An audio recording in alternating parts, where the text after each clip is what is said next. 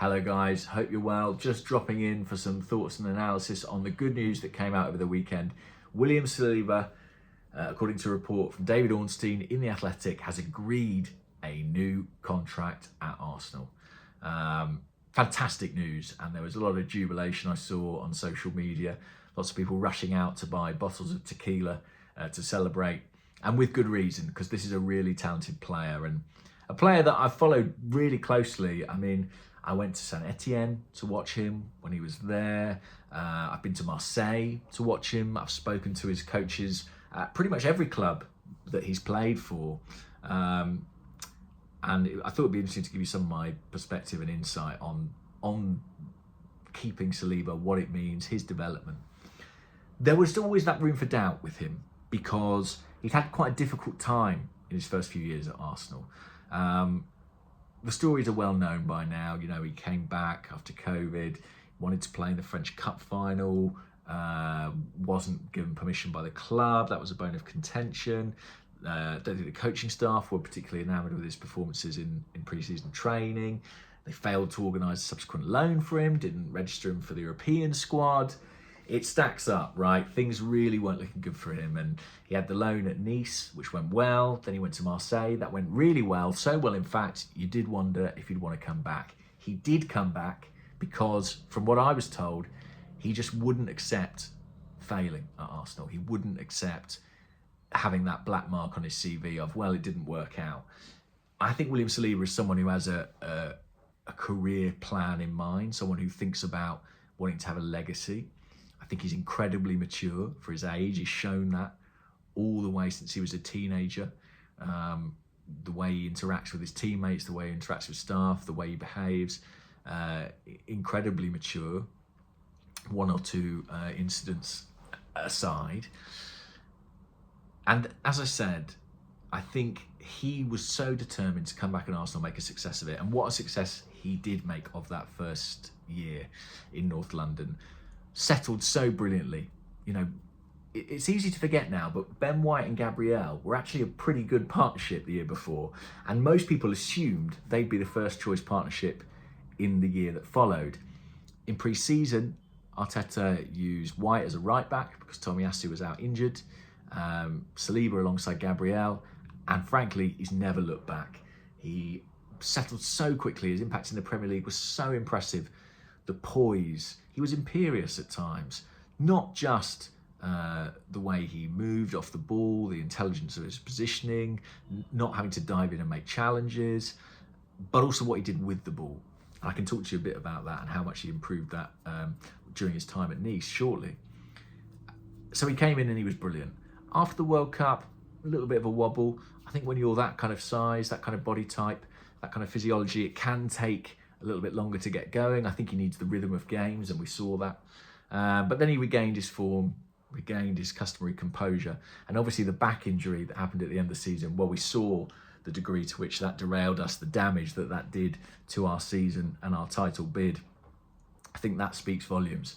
And we can only hope that back injury is not too serious and he's back and playing at the start of next season, because we desperately need him, and he is going to be here in London. I think sooner or later, it was inevitable clubs would come and look at him. I think I get the sense that in his career, the likes of Paris Saint-Germain, Real Madrid will always be hovering. I think given the history of, you know, great French centre-halves going to Real Madrid and a character like Varane, given Saliba's close links to Paris, having grown up in Bondy, I think those two clubs are kind of always going to be on the periphery. You can probably add a few more names, Manchester City and others, to that list.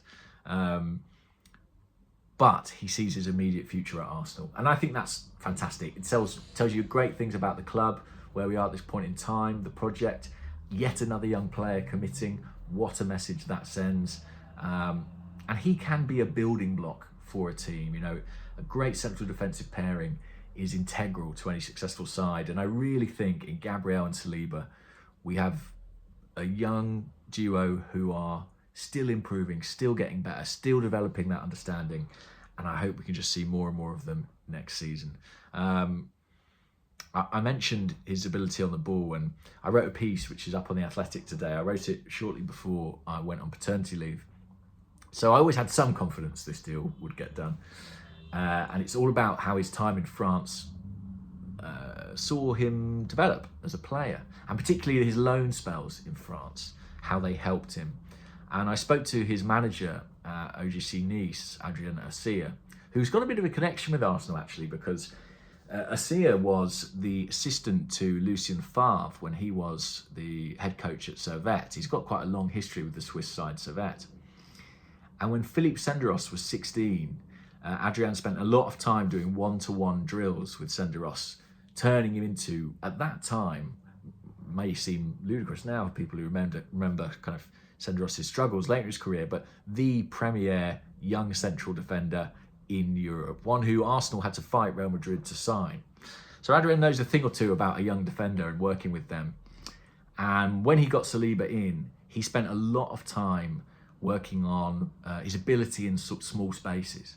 You know, his footwork was a big focus that they looked at, because he's a big guy, but trying to get him to be more nimble, to cover more ground quickly, to turn quickly. And they also focused on his ability on the ball. He said there was one exercise that William particularly loved, where they would set up a goal, like a little goal like that. You know, the ones you sometimes see them in training, and it has like an elasticated net. So you hit the ball at that goal, it hits the elastic and comes back to you. And they would spend quite long periods of training getting Saliba to hit right foot pass, left foot pass, right foot pass, left foot pass. And you have to measure the pass exactly so it hits the elastic, comes back to you at the right speed for you to hit it again first time on the other foot. And apparently they just spent training session after training session honing this. So Saliba's timing, his measurement of his pass, his understanding of how much power he needed to put on a pass became the immaculate distribution that we saw from him for much of last season. I thought that was really interesting. Something people have remarked upon a little bit is the length of the deal. I think David reported it as 4 years. I've seen a report from France saying it's 4+1, one optional year. A lot of people asking me, you know, why not 5, 6, 7, 8 years? You know, we know he's a top young player. Well, the contract length is always part of negotiation. And I actually think this is really interesting. You know, during the early part of the Saliba negotiations, which they started some way apart, so the fact they've come to this agreement is excellent. One of the issues, I was told, was that the amount of money that the club were wanting to pay Saliba a week was too low for the amount of years they wanted him to commit for. And I think this is something, you know, we often just don't really think about the length of the contract as part of the negotiation.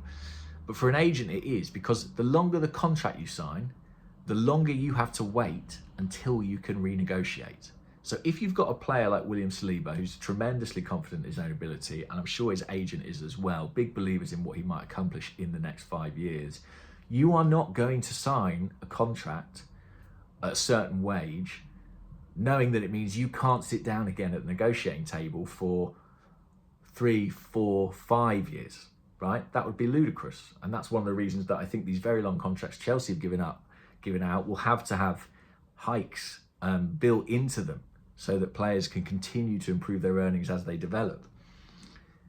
You know, I think that basically the message from Saliba's camp was, well, if you want to only pay us that, you can't possibly expect us to sign for this long.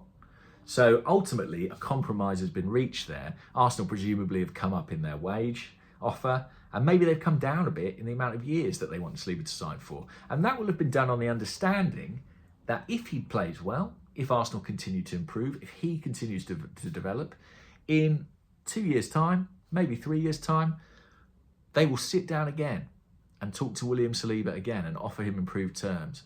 And that's an important thing to know for a player, that to be motivated, to know that if I perform well, I'm going to be rewarded before too long. And I think that's an important change Arsenal seem to be making. You know, rather than just locking players into contracts where they know they're going to make their money, whatever they do, maybe you do have slightly shorter contracts, and maybe you say, well, listen, the onus is on us. If you perform, we'll come to you and offer you money. Because you can bet your bottom dollar there'll be other clubs after 2 years, if Saliba's shining, saying, we'll pay you X, we'll pay you Y. So Arsenal are going to have to do that deal anyway. So I don't feel a great deal of anxiety about that.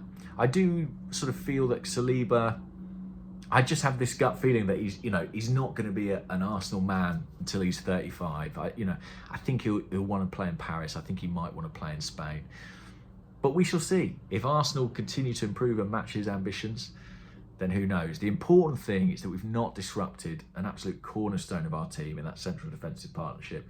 Got Gabriel and Saliba under long-term contract now. Aaron Ramsdale behind them too. Ben White, he's under a decent contract, and there's talk of another one potentially. And Zinchenko's a new arrival. That defensive unit is in place and could be augmented with more business this summer. Let's see. I've chatted for 10 minutes now, which seems plenty, but really excellent news.